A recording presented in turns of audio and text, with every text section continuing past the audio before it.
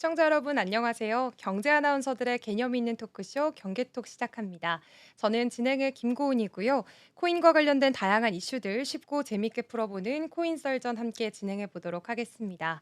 먼저 오늘은 거래소 이야기를 해보려고 합니다. 특히 코인베이스가 어떻게 미국에서 1등 거래소로 자리를 잡았는지 그 출발부터 함께 살펴볼 텐데요.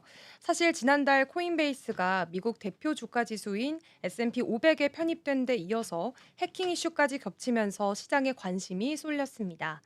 그래서 오늘은 이 이슈들을 시간 순서대로 하나씩 짚어보면서 코인베이스와 암호화폐 거래소에 대해 자세히 알아보려고 합니다. 코인베이스는 지난 2012년 에어비앤비 개발자였던 브라이언 암스트롱과 골드만삭스 출신 프레드 어셈이 함께 창업을 했습니다. 비트코인을 처음 접한 암스트롱은 누구나 쉽게 코인을 사고 팔 수 있는 플랫폼이 있으면 좋겠다라고 생각을 했었는데요. 이 주식처럼 간편하게 거래할 수 있는 코인 거래소가 필요하다라고 느낀 겁니다. 이런 사용자 친화적인 접근 덕분에 코인베이스는 빠르게 거래량을 늘려가면서 미국 최대 암호화폐 거래소로 성장을 했고요. 2021년에는 전 세계 최초로 나스닥에 상장된 암호화폐 거래소가 됐습니다. 당시 시가총액만 해도 857억 달러, 우리 돈으로는 약 100조 원이 넘는 규모였습니다. 이 상장을 계기로 코인베이스는 전통 금융시장과 연결이 되면서 투자자들의 신뢰를 끌어올렸고요. 암호화폐에 대한 인식에도 큰 변화를 일으켰습니다. 실제로 상장 이후에는 기관 투자자들의 관심도 눈에 띄게 늘었고, 암호화폐가 이제는 투기가 아니라 하나의 자산으로 받아들여지기 시작했습니다. 그리고 지난 5월 19일 코인베이스가 미국의 대표 주가 지수인 S&P 500에 정식 편입을 했습니다. 이건 단순히 한 기업의 주가 이슈를 넘어서 암호화폐 산업 전반에 대한 제도권 금융의 시선이 바뀌고 있다는 걸 보여주는 상징적인 사건인데요. 기존에 그 자리를 차지하고 있었던 디스커버 파이낸셜을 대체해서 들어간 거기 때문에 그 의미가 더욱 크다고 볼 수가 있겠습니다. 이제 암호화폐는 단순한 트렌드가 아니라 정식 산업으로 인정받고 있다는 신호로도 볼 수가 있겠는데요. 오펜하이머 증권의 오원라우 애널리스트도 이걸 두고 암호화폐 산업에 있어서 굉장히 획기적인 순간이다라고 표현을 했습니다. 투자자 입장에서도 S&P 500에 포함된 기업이라면 아무래도 안정성과 신뢰도가 높다라고 보기 때문에 코인베이스 주식에 대한 관심과 수요가 앞으로 더 커질 가능성이 높아 보입니다. 물론 이번 편입이 가상자산 산업의 제도권 진입을 상징하긴 하지만 다른 가상자산 기업들이 S&P 500에 추가로 들어오기까지는 시간이 조금 걸릴 것으로 보여지고 있습니다. 하지만 오원라우 애널리스트는 앞으로 2, 3년 안에 다른 가상자산 기업들도 S&P 500에 합류할 수 있다라고 보고 있는 상황입니다. 하지만 좋은 소식만 있었던 건 아닙니다. 지난달 11일 코인베이스가 해킹 공격을 받아서 일부 고객 정보가 유출되는 일이 벌어졌었는데요. 해커들은 해외에 있는 고객 지원 계약직 직원들을 매수를 해서 내부 시스템에 침투를 했습니다. 이 과정에서 고객의 이름, 주소, 전화번호, 신분증이나 거래 내역 같은 민감한 정보들이 빠져나갔는데요. 해커는 이 정보를 공개하지 않는 대가로 무려 2천만 달러를 요구를 했지만 코인베이스는 이를 단호히 거절했고요. 대신 피해를 입은 고객들에게는 전액 보상을 약속하면서 즉각적인 대응에 나섰습니다.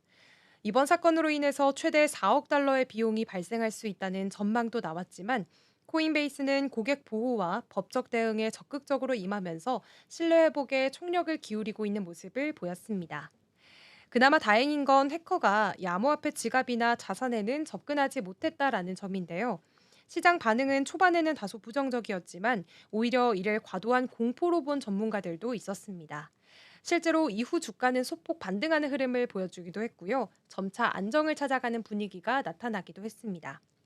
오펜하이머는 이번 사건이 단기적으로는 투자 심리에 영향을 줄 수는 있지만 장기적으로 봤을 때는 오히려 매수 기회로 볼 수 있다라고 평가를 하기도 했습니다.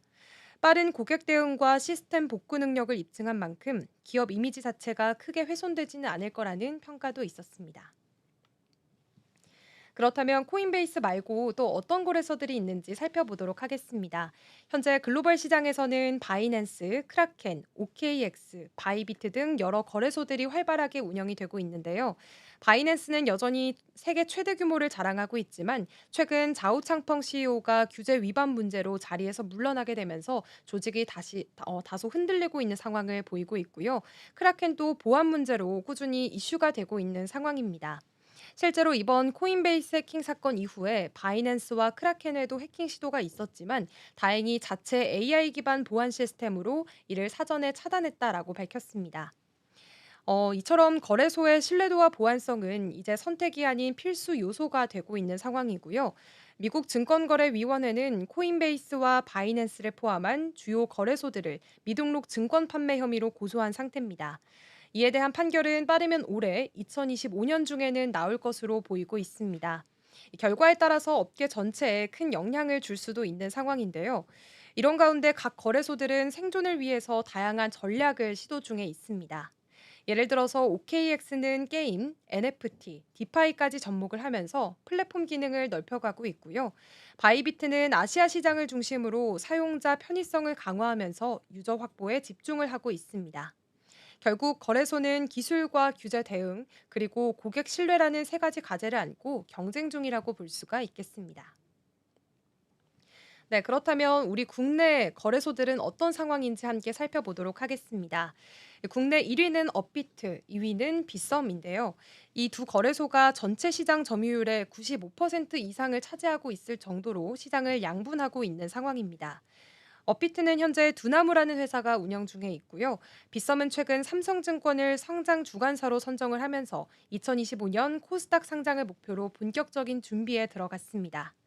두나무 역시 과거에는 미국 상장을 추진한 바 있지만 현재로서는 구체적인 계획은 없다라고 밝힌 상황입니다.